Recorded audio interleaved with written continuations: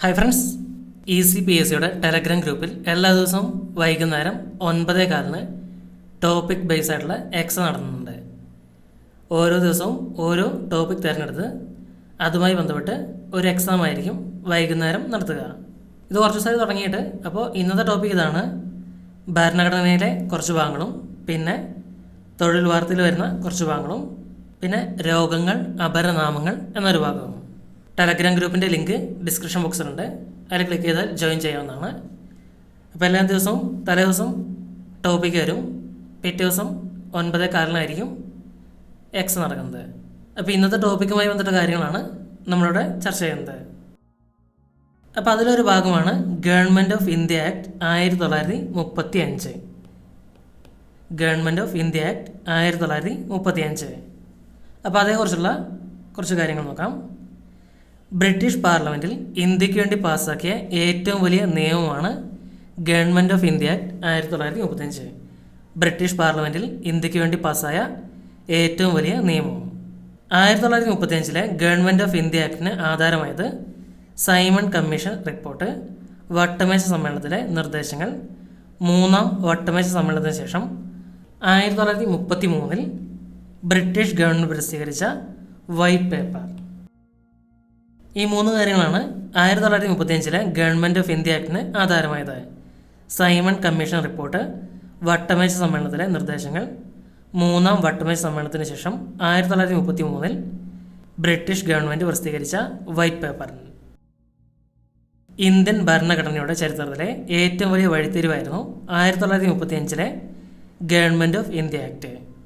Indian ഭരണഘടന ഏറ്റവും കൂടുതൽ കടമെടുത്തിരിക്കുന്ന നിയമവും 1935 ഗവൺമെൻറ് ഓഫ് ഇന്ത്യ ആക്ട് ആണ്. ഇത് ലക്ഷ്യയുടെ ബുക്കിനെ അടിസ്ഥാനമാക്കിയിട്ടാണ് എക്സാം നടത്തുന്നത്. അപ്പോൾ അതിലെ കാര്യങ്ങൾ തന്നെയാണ്. പ്രവിശ്യകളിലെ ദ്വിഭരണം അവസാനിപ്പിക്കുകയും ഒരു കേന്ദ്രീകൃത ദ്വിഭരണ സംവിധാനം ആവിഷ്കരിക്കുകയും ചെയ്ത നിയമമാണ് ഗവൺമെൻറ് ഓഫ് ഇന്ത്യ ആക്ട് 1935. പ്രവിശ്യകളിലെ ദ്വിഭരണം അവസാനിപ്പിക്കുകയും ഒരു കേന്ദ്രീകരണ ദ്വിഭരണ സംവിധാനം ആവിഷ്കരിക്കുകയും ചെയ്ത നിയമമാണ് government of India act 1935.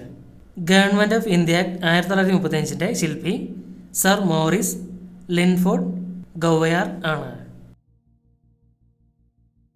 Sir Morris ലിൻഫോർഡ് ഗൗവയാർ ആണ് ഗവൺമെൻറ് ഓഫ് ഇന്ത്യ ആക്ട് 1935 ശില്പി. ഗവൺമെൻറ് ഓഫ് ഇന്ത്യ ആക്ട് 1935 പാസ്സായപ്പോൾ വൈസ്രോയ് വെല്ലിംഗ്ടൺ പ്രഭുവാണ്. വെല്ലിംഗ്ടൺ പ്രഭുവാണ് ഗവൺമെൻറ് ഓഫ് ഇന്ത്യ ആക്ട് 1935 പാസ്സായപ്പോൾ വൈസ്രോയ്. ആക്ട് പ്രാബല്യത്തിൽ വന്നപ്പോൾ ഇന്ത്യയിലെ വൈസ്രോയ് ലിൻലിത്ഗോ ആണ്. ലിൻലിത്ഗോ ആണ് ഈ ഒരു ആക്ട് പ്രാബല്യത്തിൽ വന്നപ്പോൾ ഇന്ത്യയിലെ വൈസ്രോയ്. ഇനി ഇതിൻ്റെ പ്രത്യേകതകൾ നോക്കാം. ദ്വിമണ്ഡല ഫെഡറൽ നിയമനിർമ്മാണ സഭ രൂപീകരിച്ചു. ഫെഡറൽ അസംബ്ലി എന്ന പേരിലും കൗൺസിൽ ഓഫ് സ്റ്റേറ്റ്സ് എന്ന പേരിലും. അതിൽ ഫെഡറൽ അസംബ്ലി അധോസഭയാണ്, കൗൺസിൽ ഓഫ് സ്റ്റേറ്റ്സ് ഉപരിസഭയാണ്. ഇന്ത്യയിൽ ഒരു ഫെഡറൽ കോടതി സ്ഥാപിക്കുന്നതിന് വ്യവസ്ഥ ചെയ്തു. 1937 ഒക്ടോബർ 1 ഡൽഹിയിൽ സ്ഥാപിതമായ ഫെഡറൽ കോടതി 1950 ജനുവരി 28 മുതൽ ഇന്ത്യയുടെ സുപ്രീം കോടതിയെ അറിയപ്പെട്ടു.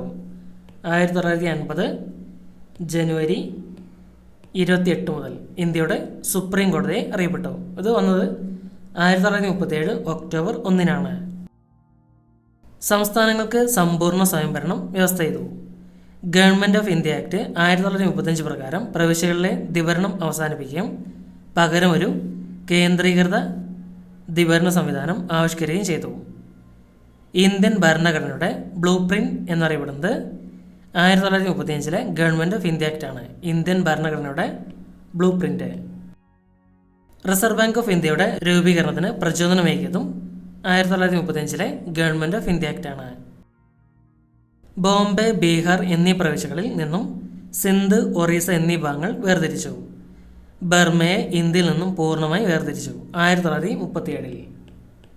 ബർമയെ ഇന്ത്യയിൽ നിന്നും പൂർണ്ണമായി വേർതിരിച്ചത് 1937. 1935 ഗവൺമെൻറ് ഓഫ് ഇന്ത്യ ആക്ടിൽ 321 സെക്ഷൻസും 10 ഷെഡ്യൂൾസും ഉണ്ടായിരുന്നു. 321 സെക്ഷൻസും 10 ഷെഡ്യൂളും. പ്രവിശ്യകളിൽ ഭരണം നിർവഹിക്കുന്ന ഗവർണർമാരെ സംസ്ഥാനങ്ങളുടെ തലവനായി നിയമിച്ചു. പ്രവിശ്യകളിൽ ഭരണം നിർവഹിക്കുന്ന ഗവർണർമാരെ സംസ്ഥാനങ്ങളുടെ തലവനായി നിയമിച്ചു. ഇന്ത്യൻ റെയിൽവേയെ നിയന്ത്രിക്കാൻ ഒരു ഫെഡറൽ റെയിൽവേ അതോറിറ്റി രൂപീകരിച്ചു.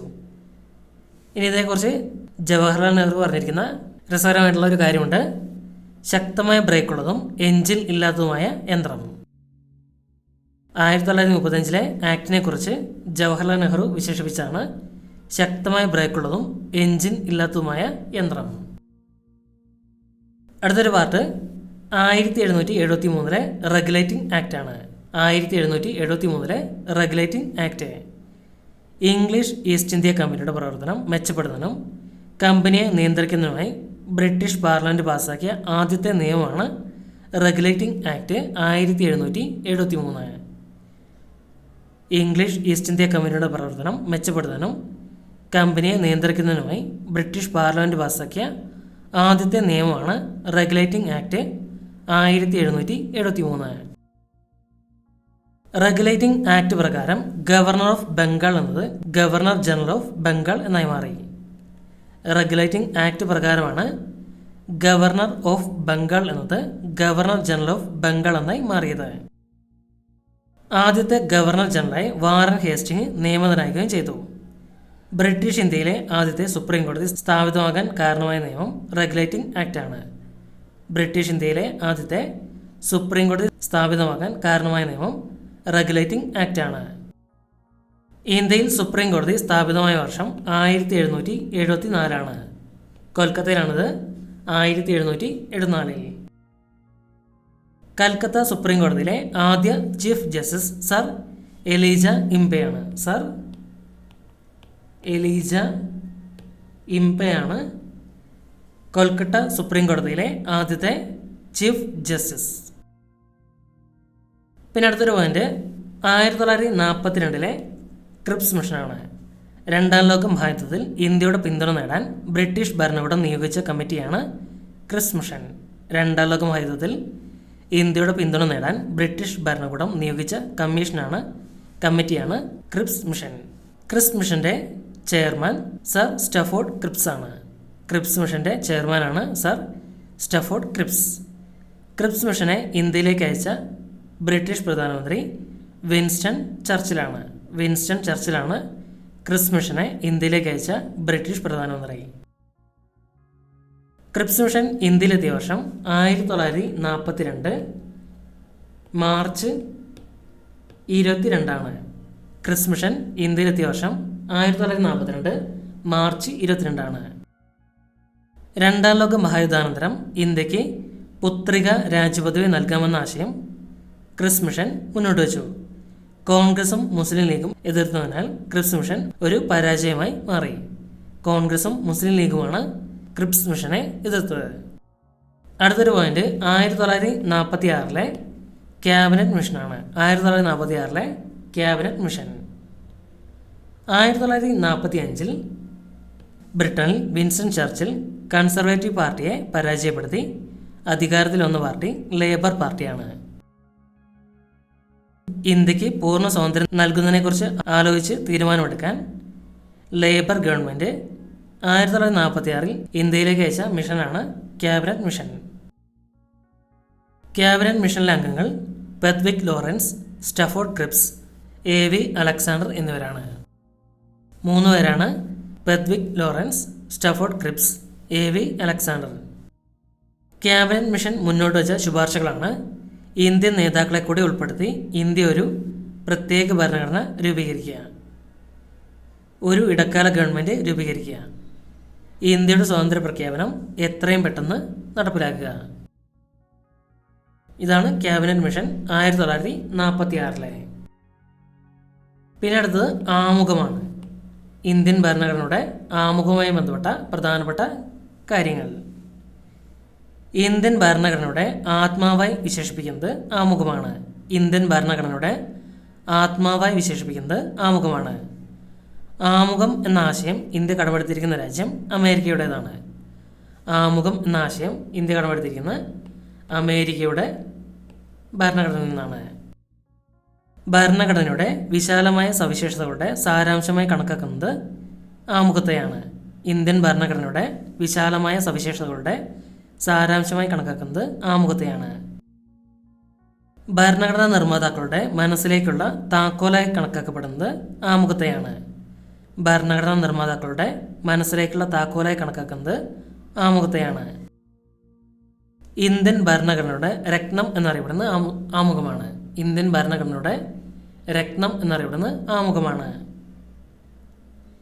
രാജ്യം നേടിയെടുക്കേണ്ട ലക്ഷ്യങ്ങളെയാണ് ഇന്ത്യൻ ഭരണഘടനയുടെ ആമുഖം പ്രതിനിധാനം ചെയ്യുന്നത്. രാജ്യം നേടിയെടുക്കേണ്ട ലക്ഷ്യങ്ങളെയാണ് ഇന്ത്യൻ ഭരണഘടനയുടെ ആമുഖം പ്രതിനിധാനം ചെയ്യുന്നത്. സ്വാതന്ത്ര്യം, സമത്വം, സാഹോദര്യം, നീതി എന്നിവയാണ് ഇന്ത്യൻ ഭരണഘടനയുടെ ലക്ഷ്യം എന്ന് ആമുഖത്തിൽ അനുശാസിക്കുന്നു. സ്വാതന്ത്ര്യം, സമത്വം, സാഹോദര്യം, നീതി എന്നിവയാണ് ഇന്ത്യൻ ഭരണഘടനയുടെ ലക്ഷ്യമെന്ന് ആമുഖത്തിൽ അനുശാസിക്കുന്നു. ആമുഖത്തിലെ സാഹോദര്യം എന്ന വാക്ക് നിർദ്ദേശിച്ചത് BR അംബേദ്കറാണ്. BR അംബേദ്കറാണ് ഇന്ത്യൻ ഭരണഘടനയിലെ ആമുഖത്തിലെ സാഹോദര്യം എന്ന വാക്ക് നിർദ്ദേശിച്ചത്. ഇന്ത്യൻ ഭരണഘടനയുടെ ആമുഖം നിലവിൽ വന്നത് 1950 ജനുവരി 26-നാണ്. 1950 ജനുവരി 26-നാണ് ഇന്ത്യൻ ഭരണഘടനയുടെ ആമുഖം നിലവിൽ വന്നത്.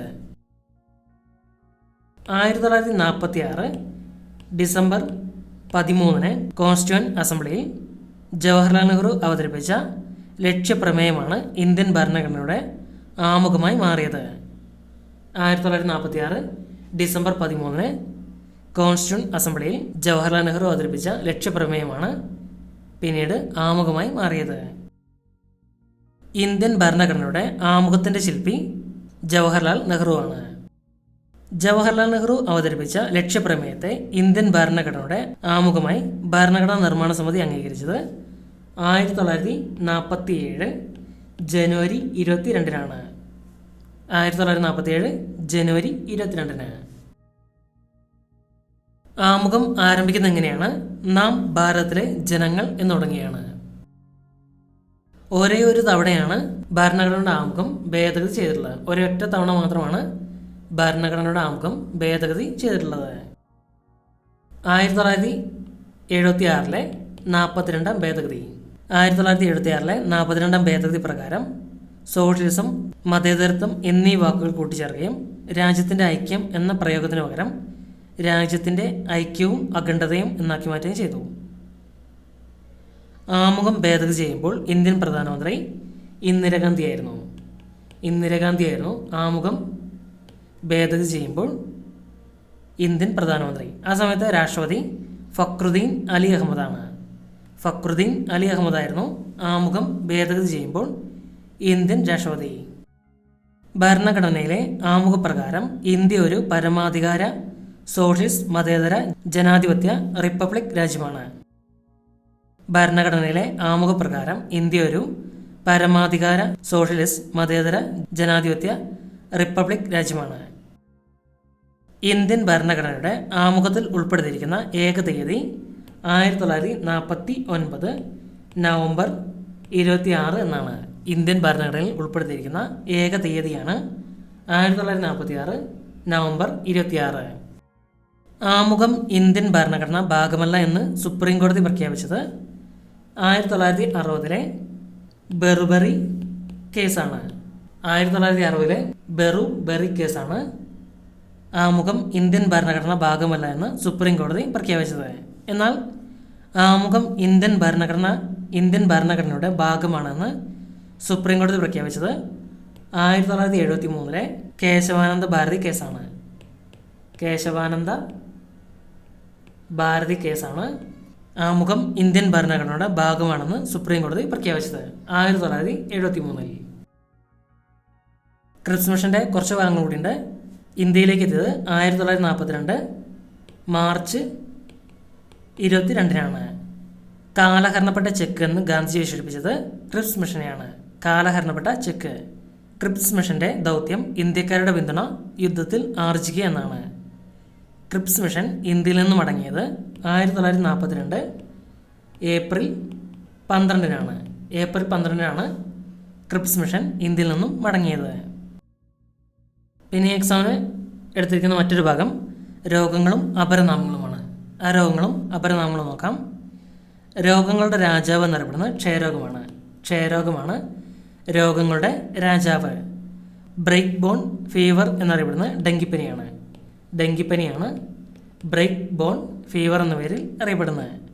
അമേരിക്കൻ പ്ലേഗ് എന്നറിയപ്പെടുന്നത് യെല്ലോ ഫീവറാണ്. യെല്ലോ ഫീവറാണ് അമേരിക്കൻ പ്ലേഗ് എന്ന പേരിൽ അറിയപ്പെടുന്നത്. കില്ലർ ന്യൂമോണിയ എന്നറിയപ്പെടുന്നത് സാർസാണ്. സാർസാണ് കില്ലർ ന്യൂമോണിയ. ആഗസ്റ്റ് ഫീവർ എന്നറിയപ്പെടുന്നത് ഇൻഫ്ലുവൻസയാണ്. ഇൻഫ്ലുവൻസയാണ് ആഗസ്റ്റ് ഫീവർ. ഹൈഡ്രോഫോബിയ എന്നറിയപ്പെടുന്നത് റാബിസാണ്. റാബിസാണ് ഹൈഡ്രോഫോബിയ. പറങ്കിപ്പുണ്ണ് എന്നറിയപ്പെടുന്നത് സിഫിലിസാണ്. സിഫിലിസാണ് പറങ്കിപ്പുണ്ണ് എന്ന പേരിൽ അറിയപ്പെടുന്നത്. ടൈഫോയിഡ് എന്നറിയപ്പെടുന്നത് എൻറിക് ഫീവറാണ്. എൻറിക് ഫീവറാണ് ടൈഫോയിഡ് എന്ന പേരിൽ അറിയപ്പെടുന്നത്. ഡിഫ്തീരിയ എന്നറിയപ്പെടുന്നത് തൊണ്ടമുള്ളാണ്. തൊണ്ടമുള്ളാണ് ഡിഫ്തീരിയ എന്ന പേരിൽ അറിയപ്പെടുന്നത്. ജർമ്മൻ മീസിൽസ് എന്നറിയപ്പെടുന്നത് റുബല്ലയാണ്. റുബല്ലയാണ് ജർമ്മൻ മീസിൽസ്. മദ്രാസ് ഐ എന്നറിയപ്പെടുന്നത് ചെങ്കണ്ണാണ്. ചെങ്കണ്ണാണ് മദ്രാസ് ഐ എന്ന പേരിൽ അറിയപ്പെടുന്നത്. ചതുപ്പ് രോഗം എന്നറിയപ്പെടുന്നത് മലമ്പനിയാണ്. മലമ്പനിയാണ് ചതുപ്പ് രോഗം. നാവികരുടെ പ്ലേഗ് എന്നറിയപ്പെടുന്നത് സ്കർവിയാണ്. സ്കർവിയാണ് നാവികരുടെ പ്ലേഗ് എന്ന പേരിൽ അറിയപ്പെടുന്നത്. ലെപ്റ്റോസ് പോറോസിസ് എന്നറിയപ്പെടുന്നത് എലിപ്പനിയാണ്. ലെപ്റ്റോസ് പോറോസിസ്. എന്നാൽ എലിഫന്റിയാസിസ് എന്നറിയപ്പെടുന്നത് മന്താണ്. എലിഫന്റിയാസിസ് അഥവാ ഫൈലേറിയാസിസ് ഇതൊക്കെ മന്താണ്. എലിഫന്റിയാസിസ്, ഫൈലോറിയാസിസ് ഇതൊക്കെ മന്താണ്. നാസോ ഫെറിഞ്ചൈറ്റിസ് എന്നറിയപ്പെടുന്നത് ജലദോഷമാണ്. നാസോ ഫെറിഞ്ചൈറ്റിസ് ജലദോഷമാണ്. പൈറോസിസ് എന്നറിയപ്പെടുന്നത് നെഞ്ചരിച്ചിലാണ്. പൈറോസിസ് നെഞ്ചരിച്ചിലാണ്. ബോവൈൻ സ്പോഞ്ചിഫോം എൻഫലോപ്പതി എന്നറിയപ്പെടുന്നത് ഭ്രാന്തിപ്പശു രോഗമാണ്. ബോവൻ സ്പോഞ്ചിഫോം എൻസഫലോപ്പതി എന്നറിയപ്പെടുന്നത് ഭ്രാന്തിപ്പശു രോഗമാണ്. ക്രൂട്സ്വെൽറ്റ് ജേക്കബ് രോഗം ഭ്രാന്തിപ്പശു രോഗമാണ്. ക്രൂട്സ്വെൽറ്റ് ജേക്കബ് രോഗം എന്നതിൽ അറിയപ്പെടുന്നത്. വിഷിച്ചുക ബ്ലൂഡത്ത് എന്നറിയപ്പെടുന്നത് കോളറയാണ്. വിഷിച്ചുക ബ്ലൂഡത്ത് എന്നൊക്കെ അറിയപ്പെടുന്നത് കോളറയാണ്. സന്നിപാത ജ്വരം എന്നറിയപ്പെടുന്നത് ടൈഫോയിഡാണ്. സന്നിപാത ജ്വരം ടൈഫോയിഡാണ്. കറുത്ത മരണം പ്ലേഗാണ്. കറുത്ത മരണം പ്ലേഗാണ്. ഹാൻസൻസ് രോഗം എന്നറിയപ്പെടുന്നത് കുഷ്ഠമാണ്. ഹാൻസൻസ് രോഗം കുഷ്ഠമാണ്. നാൽക്കാലി രോഗം ആന്ത്രാക്സ് ആണ്. നാൽക്കാലി രോഗം എന്നറിയപ്പെടുന്നത് ആന്ത്രാക്സ് ആണ്. കർഷകരുടെ രോഗം എന്നറിയപ്പെടുന്നത് എലിപ്പനിയാണ്. കർഷകരുടെ രോഗം എലിപ്പനിയാണ്. വീൽസ് രോഗം, 7 ഡേ ഫീവർ എന്നൊക്കെ അറിയപ്പെടുന്ന എലിപ്പനിയാണ്. പോർട്ടൂസിസ്, വൂഫിംഗ് കഫ് എന്നൊക്കെ അറിയപ്പെടുന്നത് വില്ലൻ ചുമയാണ്. പെർട്ടൂസിസ്, വൂഫിംഗ് കഫ് വില്ലൻ ചുമയാണ്. ലോക്ക് ജാഡിസിസ് എന്നറിയപ്പെടുന്നത് ടെറ്റനസ് ആണ്. ലോക്ക് ജാഡിസിസ് ടെറ്റനസ് ആണ്. വൈറ്റ് പ്ലേഗ് എന്നറിയപ്പെടുന്നത് ക്ഷയമാണ്. വൈറ്റ് പ്ലേഗ് എന്നും കോക്ക് ഡിസീസ് എന്നും അറിയപ്പെടുന്നത് ക്ഷയമാണ്. സ്ലിം ഡിസീസ് എന്നറിയപ്പെടുന്നത് എയ്ഡ്സ് ആണ്. സ്ലിം ഡിസീസ് എയ്ഡ്സ് ആണ്. പൂച്ച നൃത്തം അഥവാ മർജാര നൃത്തരോഗം മീനമാതയാണ്. പൂച്ച നൃത്തം അഥവാ മർജാര നൃത്തരോഗം മീനമാതയാണ്. നിശബ്ദനായ കാഴ്ചാപഹാരകൻ ഗ്ലോക്കോമയാണ്. നിശബ്ദനായ കാഴ്ചാപഹാരകൻ ഗ്ലോക്കോമയാണ്.